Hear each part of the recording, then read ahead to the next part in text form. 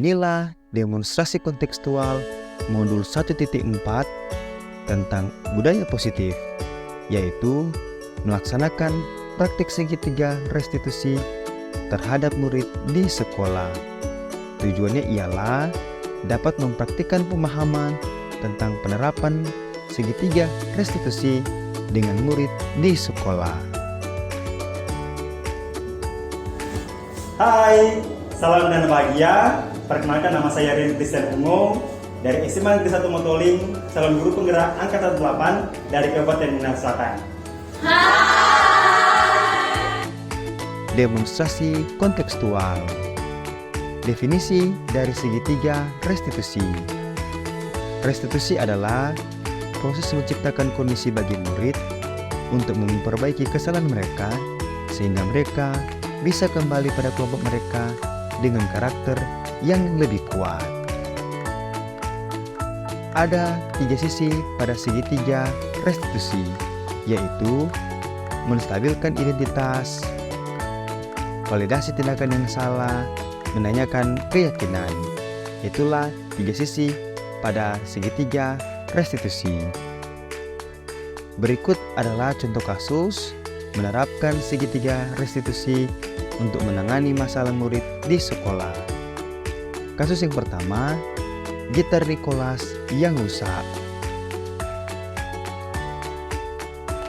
Ezra meminjam gitar kepada Nicholas, tapi tanpa sengaja Ezra membuat salah satu senar gitar tersebut putus.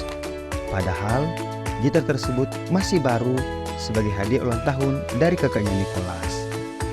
Ezra merasa bersalah, namun ia bersikukuh bahwa ia tidak sengaja. Tapi Nicholas tetap marah dan membentak Ezra. Pak Rian sebagai wali kelas mendapat laporan dari teman-teman mereka, kemudian memanggil mereka berdua. Pak Rian tidak mencari siapa yang salah dan siapa yang benar, dan bagaimana menghukum mereka. Tetapi Pak Rian berupaya agar mereka bisa menemukan solusi yang tepat dan menyenangkan bagi kedua pihak. Selamat siang, Pak. Selamat siang, Pak. Ya, selamat siang. Mari silakan masuk Ezra dan Nicholas. Silakan duduk. Ya, Pak. Terima kasih. Iya, Pak. Terima kasih.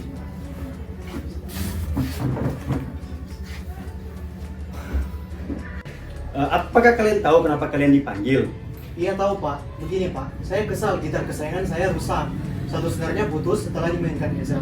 So jelas saya marah dong, Pak.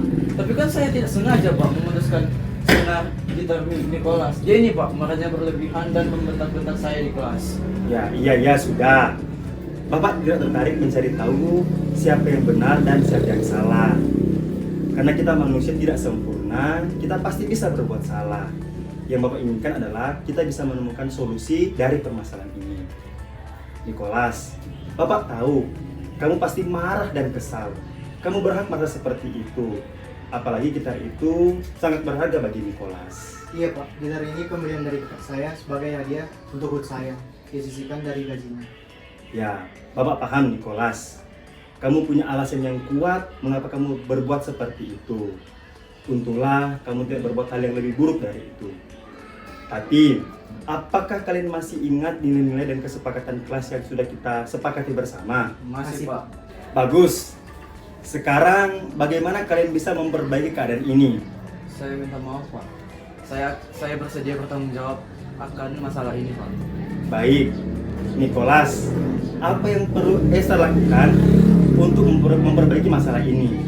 Iya, Pak. Saya hanya butuh senar pengganti. Kakak saya pasti marah kalau gitar ini tidak saya rawat dengan baik. Baik, bagaimana Ezra? Apakah Ezra bersedia untuk memperbaiki senar gitar Nicholas yang rusak? Iya, Pak, saya bersedia. Saya juga minta maaf ya, Ezra. Saya menyesal sudah berlebihan dalam mengekspresikan kemarahan saya. Iya, saya mengerti. Semoga kita bisa berteman dengan baik. Wah, baik dan luar biasa kalian berdua. Bapak apresiasi akan rasa tanggung jawab dari kalian berdua. Iya, Pak. Semoga dari permasalahan ini kalian bisa banyak belajar. Iya, Pak. Kalau begitu, berarti masalahnya selesai. Kalian bisa kembali ke kelas kalian masing sendiri. Iya, Pak. Terima kasih. Baik, Pak. Kita akan kembali ke kelas. Kasus kedua, Indah yang izin tapi tidak kembali ke kelas. Pak Rian, wali kelas 101, menerima laporan dari Ibu Anggreni, guru PKN, tentang Indah, salah satu siswa perwalian yang izin keluar kelas, tetapi sampai jam pelajaran PKN selesai, Indah tidak kembali ke kelas. Padahal Indah adalah ketua kelas yang biasanya rajin dan aktif dalam kelas. Ternyata alasan Indah tidak masuk lagi ke kelas adalah Indah harus segera sarapan, sebab Indah memiliki riwayat sakit ma dan tidak sempat sarapan sebelum datang di sekolah. Indah malu dan takut dimarahi ketika kembali ke kelas, sebab dia sudah lama berada di luar kelas. Pak Rian memanggil Indah untuk klarifikasi dan mencari solusi dari masalah ini. Selamat siang, Pak. Oh ya, selamat siang. Mari silakan masuk Indah. Silakan dulu. Iya, Pak. Terima kasih. Indah, apakah Indah tahu kenapa Indah Bapak panggil? Nggak tahu, Pak. Tadi saya minta izin keluar kelas di jam pelajaran PKN. Tapi saya lupa memberitahu alasan mengapa saya minta izin. Saya tidak kembali lagi ke kelas karena saya malu dan takut dimarahi karena sudah terlalu lama di luar kelas. Ya, sudah. Bapak tidak sedang mencari kesalahannya Indah. Apalagi kita manusia tentunya bisa berbuat salah. Kita bukan manusia yang sempurna. Apalagi Indah punya alasan kuat mengapa Indah berbuat demikian. Tapi yang Bapak harapkan adalah kita bisa menemukan solusi dari permasalahan ini. Iya, Pak. Seharusnya saya lebih terbuka dan mengatakan mengapa saya keluar kelas kepada Ibu Anggreni. Ya, baik. Tapi Indah, masih ingat ke Indah tentang nilai-nilai dan keyakinan kelas yang sudah kita sepakati bersama? Iya, masih.